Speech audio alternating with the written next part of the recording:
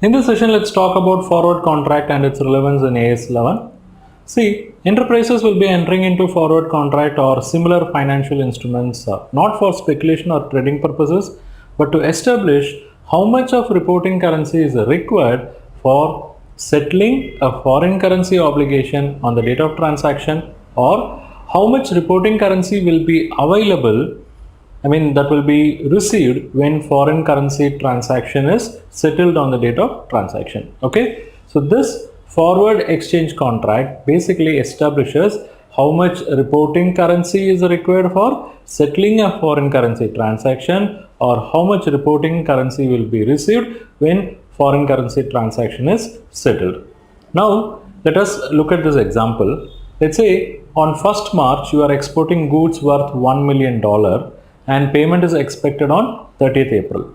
You will be getting this $1 million, but on 1st March when you have exported, okay, that is when you have raised the invoice, the exchange rate was 62 per dollar. So 1 million into rupees 62, you are expecting 62 million Indian rupees, but the dollar is going to remain same, which is $1 million. So $1 million into 62, which is the rate on the date of transaction. But the question is, on 30th April, what will be the exchange rate? Will it be same 62 per dollar so that you will get the same 62 million? Or will it be better than that? Say it is going to become 63. And are you going to get 63 million Indian rupees? Or on the negative side, will it go down to 61? So you get only 61 million. Okay, so you don't want to put yourself into the risk of this. If you're getting 63 million, well and good, but if you're going to get only 61 million, then you are at loss, right? Okay, so in order to avoid this, what you should do? Go and book a forward contract. And let's say the bank says they are ready to meet this transaction at the rate of 62.5 per dollar. Now the spot rate is 62. Bank is offering you 62.5. But it is possible that on the date of settlement of transaction, exchange rate may be 63, in which case there is an opportunity loss for you.